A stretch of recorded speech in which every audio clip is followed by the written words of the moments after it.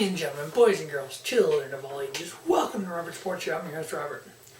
Elimination Chamber, pay-per-view WWE 2021 review. Just getting off the WWE Network for the last time. I'm going forward. The WWE Network will be part of the Peacock Network. So that's going to be interesting to see how that transition is for Fastlane. As you all know, 7 years ago when the WWE Network first launched, WrestleMania 30, there were some streaming issues with it, so we'll see what happens with that when the Peacock Network hits. Alright, run down these matches. Short, sweet card. It was already 30, which was kind of unique for a WWE show. It was kind of cool, the same aspect. There was a four-way match for the number one contender, for our four-way match to be into the triple threat match for the US title because Keith Lee was unable to wrestle due to injury. I didn't watch the match. I know John Morrison won, obviously. I believe it was, yeah, I don't even know who was in it, to be honest with you. Morrison. I think Ricochet was in it. And some other dudes. So yeah, I'm not even going to go there. Morrison won it. So Morrison now is part of the triple threat match for the US title. We started with the Elimination Chamber, number one contender for the Universal title. The winner of the Chamber went on to face Roman Reigns later in the show. We had Kevin Owens, Sami Zayn, Baron Corbin, Jey Uso, Cesaro, and Daniel Bryan. We had Cesaro and Daniel Bryan started it. And then King Corbin came out, and then Sami Zayn, Kevin Owens, and Jey Uso. Let's see, yeah, there was one spot, a couple of spots here notable.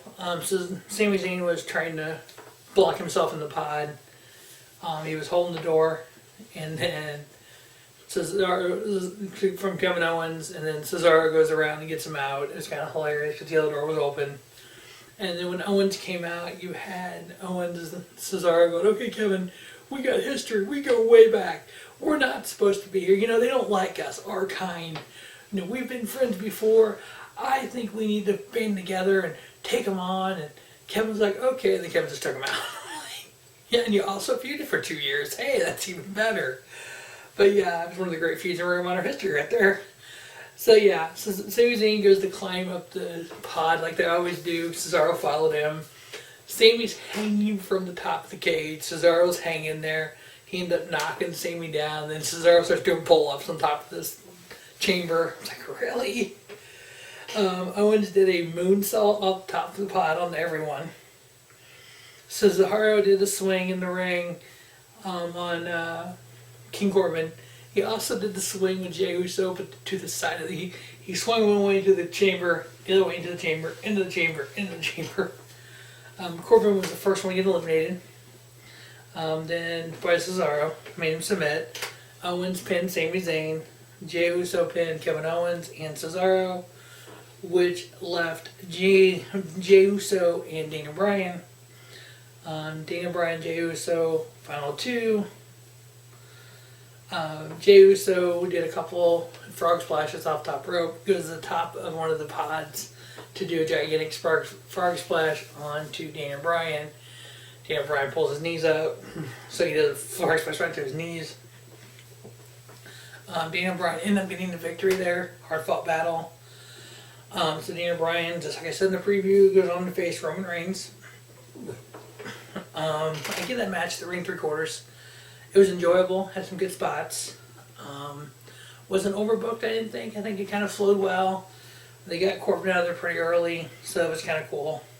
So, like I said in the preview, who should have won, so it was all good. And then immediately following this, we had the Universal title match. So it's like, are you kidding me right now? So the chamber goes up. Out comes Roman Reigns and Paul Heyman. The match is now. Bryan obviously can hardly stand. He stands up. Reigns went for a spear. Bryan caught him into that submission thing. I keep wanting to call it cattle mutilation, but it's not that. But the yes lock, Roman gets out of it. About a minute later, minute 32 to be exact, Roman gets the pinfall victory. 1, 2, 3. Roman's still Universal Champion. I knew he would keep it. And just like I predicted, I didn't give him a quarter star because to me, any match that actually starts is going to have a quarter star. Except for like the 24/7 title matches, those are 0 star to me. If you actually do something, you're going to get a quarter star to me. And then we had the answer from Rated R Superstar Edge on who he's facing at WrestleMania. We had the spear, we had the point, we had the fireworks. We now know that the Universal title will be on the line. Main event WrestleMania.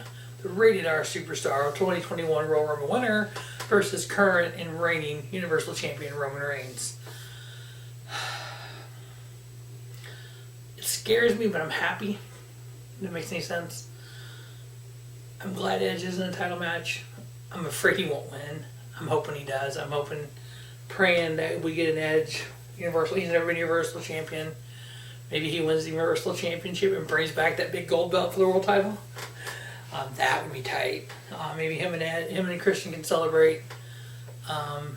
So you know what? He lost his last WrestleMania when he had the title. Maybe he'll win this one for the title.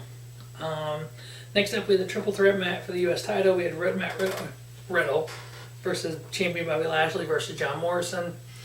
Just like I said in the preview, the only reason this was a triple threat match so nobody could pin Bobby Lashley because he is Bobby Lashley. So yeah, exactly right. We had Riddle getting the pinfall victory over John Morrison. Riddle, your new United States champion. A little 8-minute match. I give it 2 3/4. But we'll see what happens. We kind of found out what Bobby Lashley is going to do later.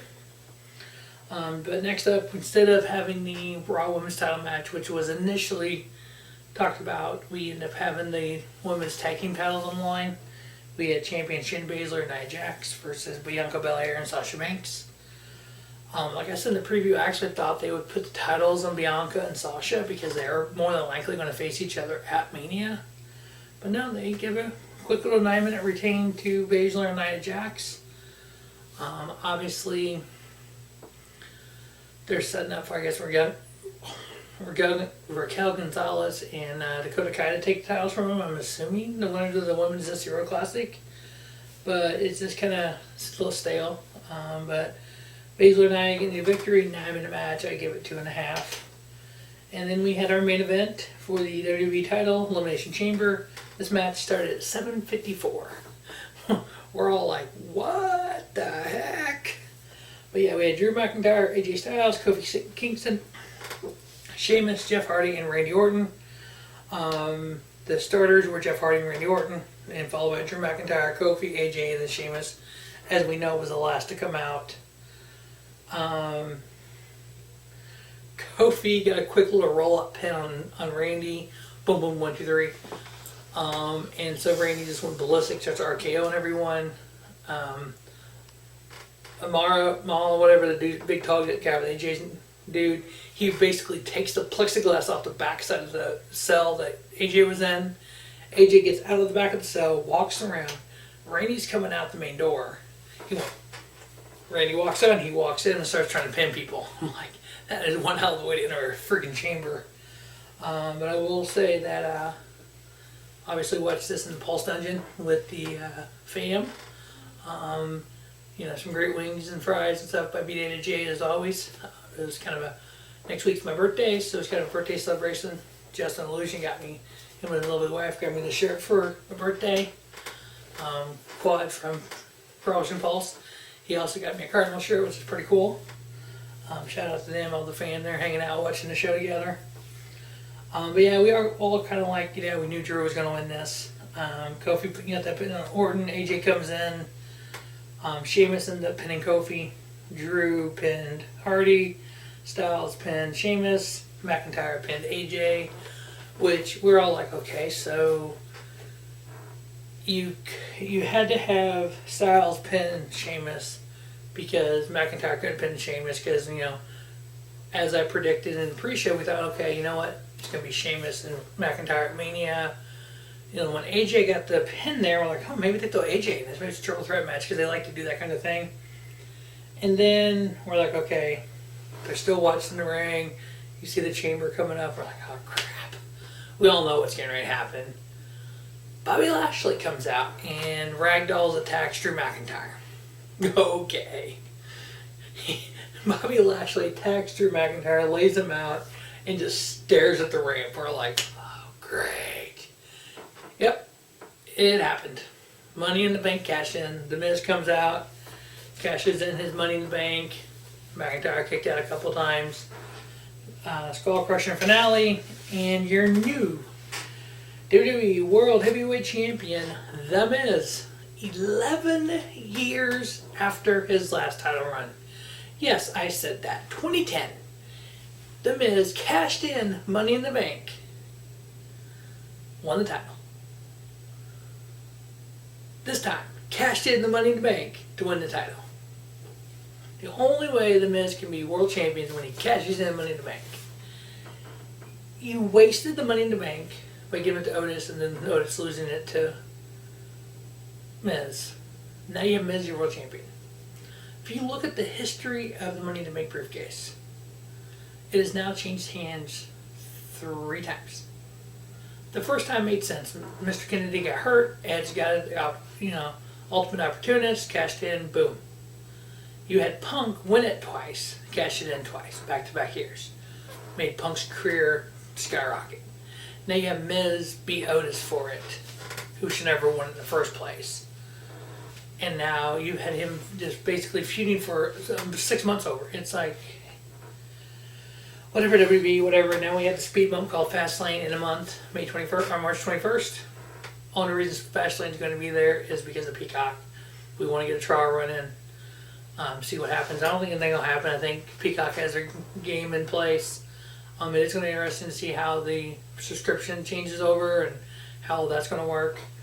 But I'm actually kind of excited because if you get everything if it's like they should be, you pay X amount a month, you get all Peacock stuff, you get all the IndyCar stuff and the Racing League stuff that Peacock recently bought, and then you get WWE Network along with whatever else they end up buying. So, because I know NBC at Sportsnet is going out, so there's a lot of stuff from there. So it's going to be interesting to see how that all is going to flow price-wise and everything. But I'm excited. But we know we get Edge and Roman Reigns now. Like I said in the dungeon tonight, I don't want to see Edge until after Fastlane. Edge needs to just take a hiatus. That way Roman comes out, he goes, you have to blindside me, you have to, hit me from behind, you can't come in my face and all this, and just not have Edge be there. Monday after or the SmackDown after Fastlane, come build the 2 weeks to Mania, call it good. Miz and McIntyre at Fastlane, maybe? Question mark. Sheamus should be getting a title. I don't know how this. You put the title back on Sheamus at Fastlane, Sheamus and Miz, and then Miz and you still have Sheamus and McIntyre. I don't know. That's all to figure out. But I think the Bianca Belair will challenge Sasha Banks for the SmackDown Women's title. We'll see what else. Stay tuned to Robert Sports Show for my WrestleMania fantasy booking. I'll have that up in the next week or so. Some NASCAR previews coming out each and every week. As always, thanks for watching Robert Sports Show. And don't just have a great day.